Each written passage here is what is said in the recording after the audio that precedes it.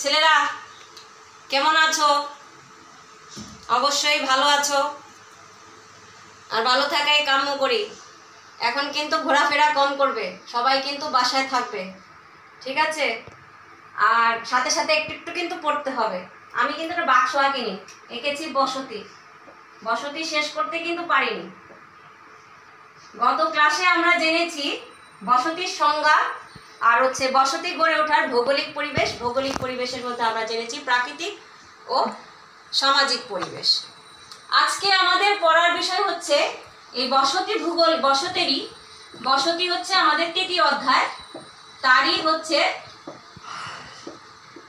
কোনটি? বসতি শ্রেণীবিন্যাস বা বসতি বিভিন্নতা।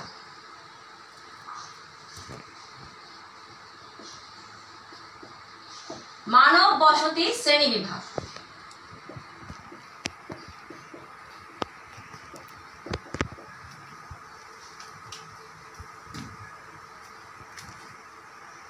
মানব বসতির শ্রেণী বিভাগ নির্ণয় করার ক্ষেত্রে বা শ্রেণী বিভাগ করার আগে আমি একটু কিছু ব্রিফিং দেই তোমাদের। আমরা বিভিন্ন জায়গায় বিভিন্ন ধরনের বসতি দেখি, যেমন আমি এক প্রকার বসতি এঁকেছি, আবার শহরের বসতি ভিন্ন রকম, আবার কোনো স্থানে মানুষ স্থায়ীভাবে বসতি করে, আবার কোনো স্থানে মানুষ অস্থায়ীভাবে বসতি করে, আবার পাহাড়ের বসতি একরকম, সমতলের বসতি আরেক রকম। এই যে বিভিন্ন ধরনের বসতি, এর উপর ভিত্তি করে বসতিকে নানাভাবে শ্রেণীবিভাগ করা যায়। তবে আমরা বাকি স্যারের বসতি শ্রেণীবিভাগটি সবচেয়ে বেশি গ্রহণযোগ্য বলে মনে করে থাকি, বা আমাদের দেশের জন্য বেশি উপযোগী, অধ্যয়নের জন্য এই বিষয়টি ভালো। বসতি শ্রেণীবিভাগ।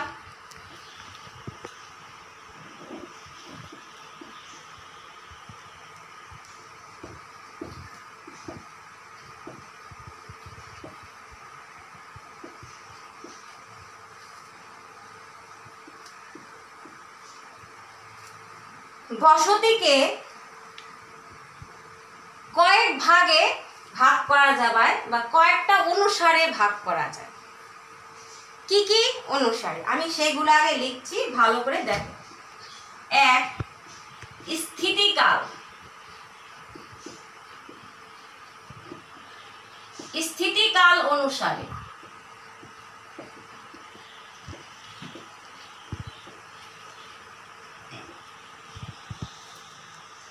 দুই, অবস্থান অনুসারে।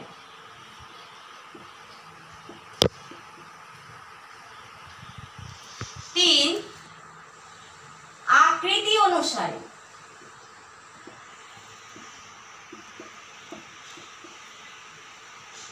চার, বিন্যাস অনুসারে। পাঁচ,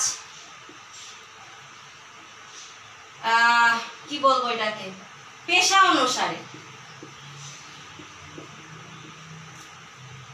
ছয়, জনসংখ্যার আকার অনুসারে। দেখো, 6 প্রকারের বসতির অনুসারে, তার মানে একটা শ্রেণী ভাগ করে নিয়েছি যে এই ভাগের থেকে করা যায় একরকম, অবস্থান অনুসারে করা যায় একরকম। তার মানে বিভিন্ন প্রকার বসতি বিভিন্নভাবে দেখা যায় দেখেই আমরা এর একটি ধাপ নিয়ে এসেছি। এগুলোর আবার উপশ্রেণী রয়েছে। সেই উপশ্রেণীগুলো কি? স্থিতিকাল, তার মানে অবস্থান। বসতির সংজ্ঞাই বলেছিলাম, মানুষ স্থায়ী বা অস্থায়ীভাবে যে অঞ্চলে বসবাস করে, তাই না? তাহলে স্থিতিকাল হচ্ছে আমি কতটুকু সময় থাকছি, স্থায়ীভাবে থাকছি না অস্থায়ীভাবে থাকছি। যেমন তোমার হোস্টেল, সেটা হচ্ছে তোমার অস্থায়ী। আর তুমি যেখানে বসতি থাকো, তোমার গ্রামের বাড়িতে যেখানে বসতি আছে, বা শহরে যেখানে তোমার বাবা মা নিয়ে থাকো, সেটা হচ্ছে তোমার স্থায়ী বসতি। তবে আরো একটি আছে, সেটি হচ্ছে ক্ষণস্থায়ী। তাহলে স্থায়ী কাল অনুসারে বসতি আবার 3 প্রকার। কি কি? ক্ষণস্থায়ী,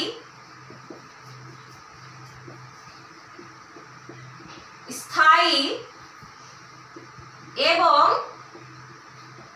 অস্থায়ী। ক্ষণস্থায়ী বসতি, যে বসতিগুলোতে মানুষ খুব অল্প সময়ের জন্য, ধরো 2 মাস 3 মাস বা 1 বছর আমি থাকলাম, সেটি হচ্ছে বলছে ক্ষণস্থায়ী। প্রাচীন যুগের মানুষেরা কিন্তু ক্ষণস্থায়ী বসতিতেই থাকতো। ইভেন যখন সমাজ ব্যবস্থা গড়ে ওঠেনি তখন মানুষ ক্ষণস্থায়ী বসতিতেই ছিল। যখনই মানুষের সমাজ ব্যবস্থা গড়ে উঠেছে তখনই সে অস্থায়ী বা স্থায়ী বসতিতে গেছে। তাহলে ক্ষণস্থায়ী বসতি হচ্ছে এরকম যে আমি কিছুদিন এখানে থাকলাম, থেকে আবার কিছুদিন আরেক জায়গায় গিয়ে বসতি গড়ে তুললাম, যেটা প্রাচীনকালের মানুষ খাদ্য সংগ্রহের যুগে করেছে, সেটা হচ্ছে ক্ষণস্থায়ী বসতি। ক্ষণস্থায়ী বসতি এখনো দেখা যায়, যেমন বড় বড় যেখানে খনিজ শিল্প গড়ে ওঠে বা খনিজ সম্পদ পাওয়া যায়, সেখানে মানুষ দেখা যায় খনিজ সম্পদ যে পর্যন্ত পাওয়া যাচ্ছে সেই পর্যন্ত মানুষ ওই অঞ্চলে বসতি করছে। আবার ঠিক যখনই খনিজ সম্পদ শেষ হয়ে যাচ্ছে বা উত্তোলন করা শেষ হয়ে যাচ্ছে তখন ওই অঞ্চলে মানুষের বসতিতে থাকছে, সেটা হচ্ছে ক্ষণস্থায়ী বসতি। তারপরে হচ্ছে অস্থায়ী বসতি। এক সময় মানুষ কৃষিকাজ জানতো না, মানুষ পশু শিকার করতো, মাছ শিকার করে বেড়াতো। তো এক জায়গায় পশু শিকার শেষ হয়ে গেল, সেখান থেকে মানুষ আরেক জায়গায় গেল, আবার কিছুদিন পরে ওই স্থানে এসে পুনরায় বসতি করলো। এইভাবে যে বসতি, তাকে বলা হয় অস্থায়ী বসতি। তার মানে আমার কাজের প্রয়োজনে আমি বসতি করছি, আবার পুনরায় সেখানে ফিরে যাচ্ছি। ক্ষণটা হচ্ছে কিছু সময়ের জন্য, অস্থায়ীটা তার থেকে একটু বেশি সময়ের জন্য। তারপরে হচ্ছে স্থায়ী বসতি। তার মানে মানুষ যেখানে তার জীবিকা নির্বাহের সমস্ত কর্মকাণ্ড সম্পাদন করে এবং যেখানে মানুষ তার জীবন নির্বাহের জন্য একটা নির্দিষ্ট বসতি গড়ে তোলে সারা জীবন, তার মানে মৃত্যু পর্যন্ত এখানে বসবাস করে, সেটাকে বলা হয় স্থায়ী বসতি।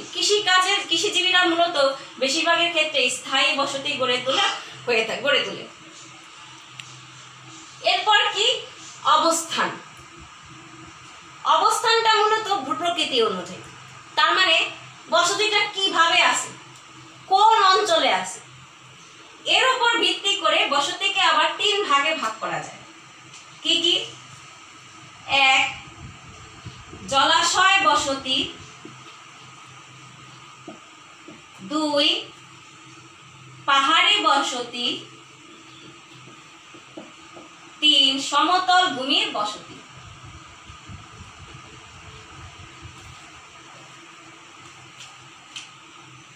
জলাশয় কি? হ্রদ, কৃত্রিম বড় হাওর, এই অঞ্চলে যে বসতি গড়ে ওঠে সেটাকে মূলত বলা হয়, বা সমুদ্রের তীরে বা নদীর তীরে যে বসতি গড়ে ওঠে সেটাকে বলা হয় জলাশয় বসতি। তার মানে পানির নিকটবর্তী যে বসতিগুলো গড়ে ওঠে সেটাকে বলা হয় জলাশয় বসতি। অতি প্রাচীনকালে মানুষ জলাশয়ের আশেপাশে মূলত বসতি গড়ে তুলতো, কারণ তখন মানুষের দূরবর্তী অঞ্চল থেকে সুপেয় পানিটা আনতে তাদের কষ্টকর হতো। এর জন্য যেখানে ভালো খাবারের পানি পাওয়া যেত মূলত মানুষ সেই অঞ্চলে বসতি গড়ে তুলত। পাহাড়ি বসতি কি? পাহাড়ি অঞ্চলে যে বসতি গড়ে ওঠে, যেখানে মানুষ ঝুম পদ্ধতিতে চাষাবাদ করে, সেই বসতিকে বলা হয়েছে পাহাড়ি বসতি। সমতলের বসতি হচ্ছে যারা কৃষিকাজ করে জীবিকা নির্বাহ করে বা অন্যান্য কর্মকাণ্ডে নিয়োজিত থাকে, সেগুলোকে বলা হয় সমতল বসতি। যেমন বাংলাদেশের প্লাবন সমভূমি, সেই প্লাবন সমভূমিতে আমরা যে বসতি গড়ে তুলেছি সেটা হচ্ছে সমতলের বসতি। আর পাহাড়ি অঞ্চলগুলোতে যে বসতি, যেমন আমাদের পার্বত্য চট্টগ্রাম, রাঙামাটি, খাগড়াছড়ি, এই অঞ্চলে যে বসতিগুলো সেগুলো হচ্ছে আমাদের পাহাড়ি বসতি।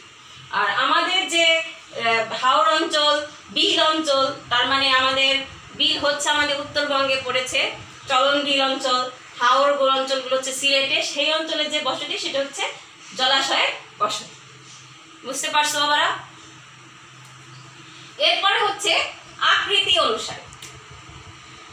আকৃতি মানে কি? আকার, সে দেখতে কেমন। যেমন অয়ন দেখতে খুব ফর্সা, তাই না? আবার আমার পিছনে যে ছেলেটি নেতা সে খুব লম্বা, তাই না? এইরকম আকৃতি আকার উপরে ভিত্তি করে যে বসতি গড়ে ওঠে সেটা বলছি আমরা আকৃতি অনুসারে। আকৃতি অনুসারে বসতি কয় প্রকার? আকৃতি অনুসারে বসতি হচ্ছে পাঁচ প্রকার। কি কি একটু দেখো বাবা, আমি বিন্যাসটা মুছে দিচ্ছি কিন্তু পরে লিখবো আবার।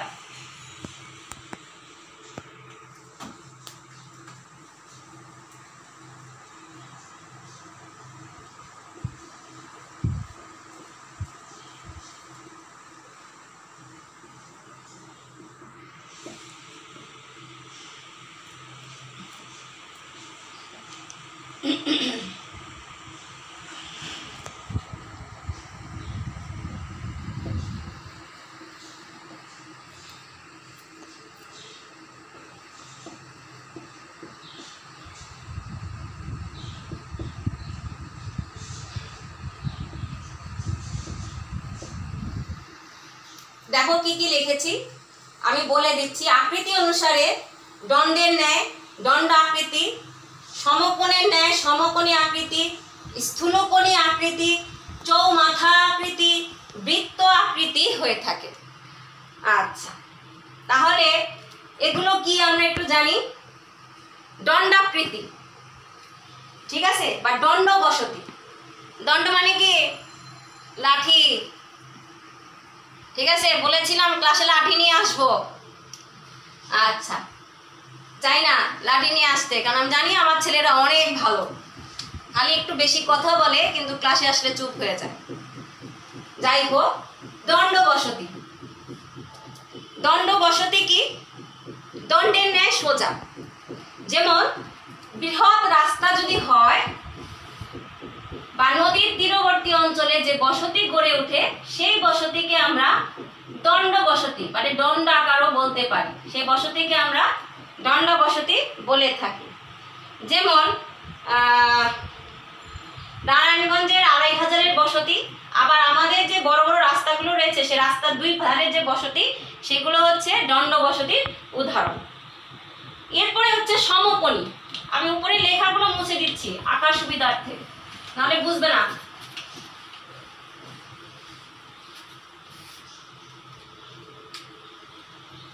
সমকোণ 90 ডিগ্রি। এই বিষয়গুলো আমরা কোথায় দেখি? মূলত রাস্তায় দুটি রাস্তা যখন পরস্পর এসে মিলে সেই অঞ্চলে মূলত সমকোণের সৃষ্টি হয়। এই রকম অঞ্চলে যে বসতিগুলো গড়ে ওঠে সেগুলোকে বলা হয় সমকোণী বসতি। দেখো, সমকোণের ন্যায় আকার গ্রহণ করা হয়েছে। আমরা এটা মূলত স্যাটেলাইট দিয়ে দেখি বা আকাশ থেকে চিত্র গ্রহণ করার সময় মূলত এই চিত্রগুলো ফুটে ওঠে, তার উপর ভিত্তি করে এই বসতি নির্ণয় করা হয়েছে। আচ্ছা, এরপরে হচ্ছে ইভেন আমরা রাস্তা দিয়ে যাওয়ার সময় কিন্তু বুঝতে পারি। সমকোণীর পর হচ্ছে সেটি হচ্ছে স্থূলকোণী বসতি। স্থূলকোণ কি? দুটি রেখা পরস্পর মিলিত হলে বা যে কোণের মান 90 ডিগ্রি অপেক্ষা বেশি সেটি হচ্ছে স্থূলকোণ, তাই না বাবা? হ্যাঁ, বলছে সমকোণের মতো যদি ধরে এরকম নদী হয়ে গেছে,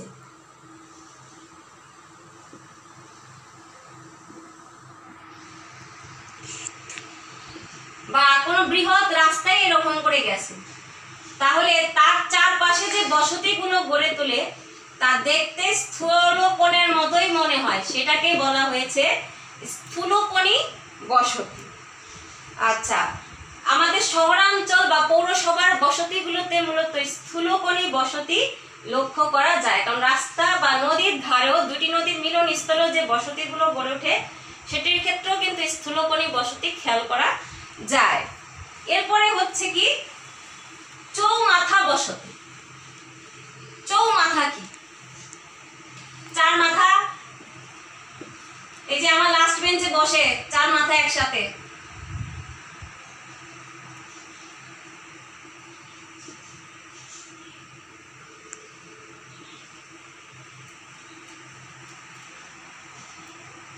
দুটি রাস্তা যদি পরস্পরকে এরকম ছেদ করে যায় তাহলে সে অঞ্চলে মূলত এই অঞ্চলটা হচ্ছে চৌমাথা।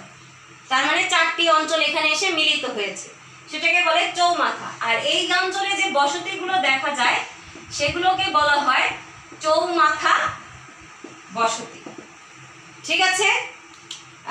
ঢাকায় বেশিরভাগ বড় বড় রাস্তাগুলো, বিশেষ করে আমাদের উত্তর সিটি কর্পোরেশন বা আমি বলতে পারি যে আমাদের নিউ টাউন যেগুলো, সেগুলোর যে বসতি সেগুলো মূলত চৌমাথা বসতি। যেমন মগবাজার চৌরাস্তা, তারপরে মালিবাগ চৌরাস্তা, তারপরে মিরপুর চৌরাস্তাও আছে, তারপরে মিরপুরে 10 নম্বর যে মোড়টা সেটাও কিন্তু চৌরাস্তায়। ঠিক আছে, তাহলে এগুলো হচ্ছে সবই চৌমাথা বসতির উদাহরণ। এরপরে হচ্ছে বৃত্ত বসতি। বৃত্ত মানে কি? গোলাকার। সাধারণত হ্রদ বা হাওর অঞ্চলে গোলাকার, সম্পূর্ণ গোলাকার না কিন্তু প্রায় গোলাকার থেকে থাকে এই প্রাকৃতিক জলাশয়গুলো। এই যে জলাশয়গুলোর জন্য যে বসতি গড়ে ওঠে এর আশেপাশে, তার মানে চারপাশে যে বসতি গড়ে ওঠে সেটাকে বলা হয়েছে বৃত্ত বসতি। বুঝতে পারছি বাবা? তার মানে জলাশয়ের চারপাশে যে গোলাকারের ন্যায় যে বসতিগুলো গড়ে ওঠে সেটাকেই বলা হয়েছে বৃত্ত বসতি। গেল আকৃতি অনুসারে। তাহলে আমরা কি কি জানলাম? স্থিতিকাল অনুসারে 3 প্রকার, ক্ষণস্থায়ী, স্থায়ী এবং অস্থায়ী। তারপরে বলেছি অবস্থান কোথায় আছে সেই অনুযায়ী 3 প্রকার, পাহাড়ি, সমতল, জলাশয়। তারপরে বললাম আমরা 3 নম্বরে ছিল আকৃতি অনুসারে, সেটা বলেছি আমি 5 প্রকার। কি কি? দণ্ড, সমকোণী, স্থূলকোণী, চৌমাথা এবং বৃত্ত। এরপরে হচ্ছে আমাদের বিন্যাস অনুসারে। বিন্যাসটা কোথায় লিখেছি? 4 নম্বরটা মুছে গিয়েছে।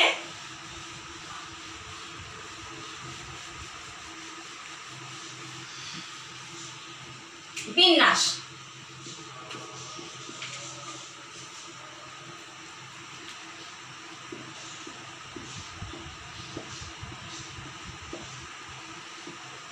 তার মানে বসতিটি কিভাবে বিন্যস্ত হয়েছে, তার মানে ছড়িয়ে ছিটিয়ে গিয়েছে। বিন্যাস অনুসারে বসতি আবার 5 প্রকার। কি কি? সারিবদ্ধ,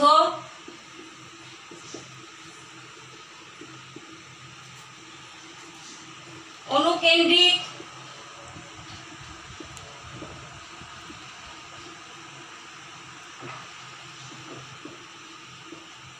সংঘবদ্ধ,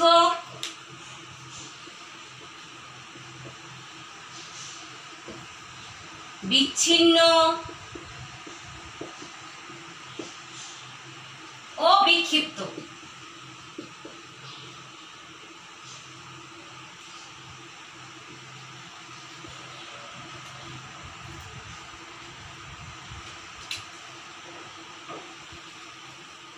আমি এর আগে আকৃতি অনুসারে দেখিয়েছি। আকৃতি অনুসারে, বিন্যাস অনুসারে কিছুটা কাছাকাছি, কিন্তু আমরা এর মতো ডিফারেন্স পাবো, পার্থক্য পাবো। সেটা কি? প্রথমেই বলেছিলাম আকৃতি অনুসারে দেখো দণ্ড বসতি, দণ্ডের ন্যায় যে বসতি সেটাকে বলেছি দণ্ড বসতি। আর বিন্যাস অনুসারে বসতি বলছি এখানে সারিবদ্ধ বসতি। সারি, আমরা কিন্তু সারি চিনি। এই যে বসতি সেটাকে বলা হয়েছে সারিবদ্ধ বসতি। বৃহৎ রাস্তা বা বৃহৎ নদীর পাশে যে বসতি গড়ে ওঠে সেই অঞ্চলে বসতিগুলো হচ্ছে সারিবদ্ধ বসতি। বুঝতে পারছি? এরপরে হচ্ছে অনুকেন্দ্রিক বসতি। অনু আর কেন্দ্রিক, তার মানে কেন্দ্র হইতেছে।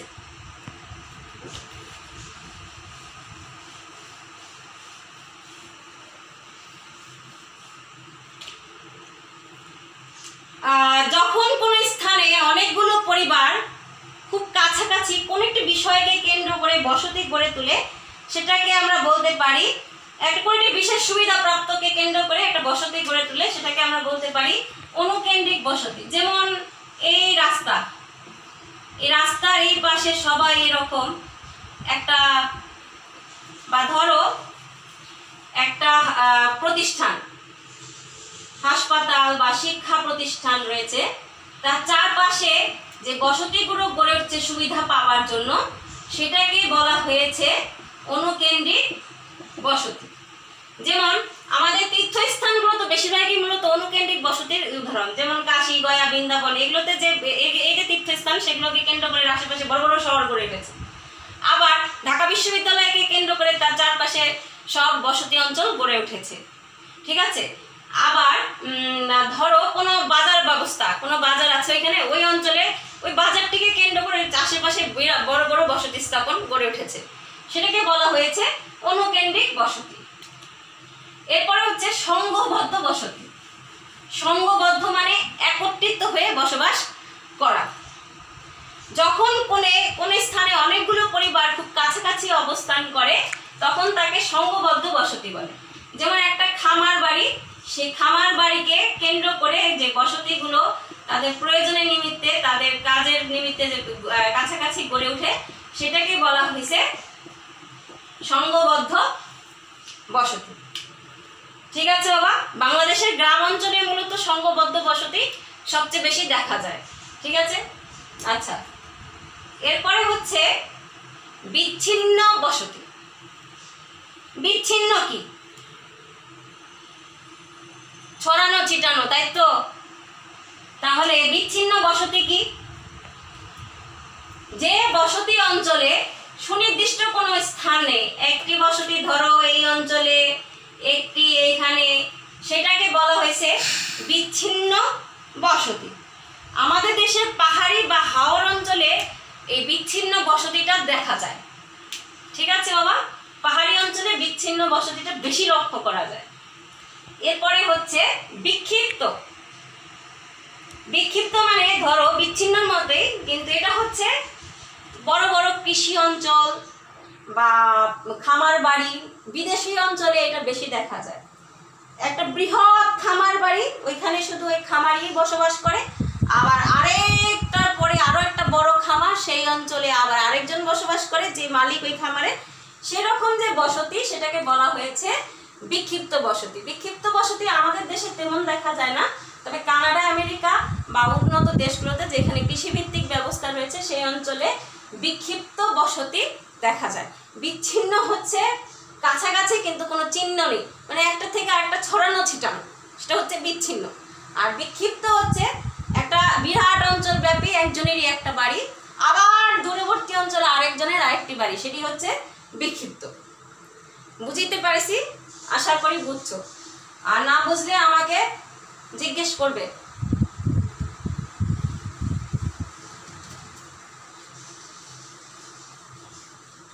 এরপরে কি? এরপরে ছিল পেশা অনুসারী। পেশা কি? মানুষ যার দ্বারা তার জীবন নির্বাহ করে, তার মানে যে কাজটি করে সে জীবন নির্বাহ করে, সেটি হচ্ছে তার পেশা।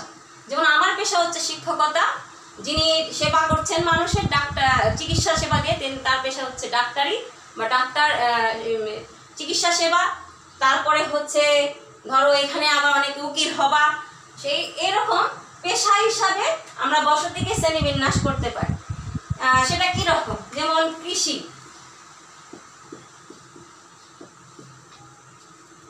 কুমোর, তাঁতি, জেলে,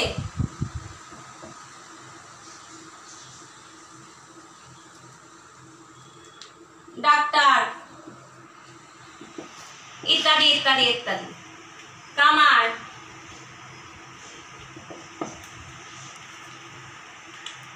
আচ্ছা, মূলত আমরা আমাদের চলার পথে যে অঞ্চলে কৃষি কাজ করা মানুষ থাকে সেই অঞ্চলে দেখা যায় কৃষির সাথে সম্পর্কিত মানুষরাই বেশি বসবাস করে। কৃষক, যেটা নাকি আমি তোমাদের গত ক্লাসে বলেছিলাম যে সামাজিক পরিবেশে একই সমাজ ব্যবস্থা বা একই কর্মকাণ্ডে অংশগ্রহীত মানুষ একসাথে বসবাস করতে চায়, সেই রকমই কৃষি। কুমোর, তাঁতি, আমরা কিন্তু বলি এটা কৃষি পাড়া, তারপরে আমরা বলি কুমোর পাড়া, এখানে সব কুমোররাই বেশিরভাগ থাকে। কুমোর হচ্ছে যারা মাটির জিনিসপত্র বানায়। তারপরে তাঁতি পাড়া, জেলে পাড়া, ডাক্তার পাড়া, কামার পাড়া, এইরকম বিষয়গুলোকে আমরা পেশার ভিত্তিতেও আমরা বসতিকে ভাগ করতে পারি। এরপরে হচ্ছে জনসংখ্যার আকার অনুসারে বসতি।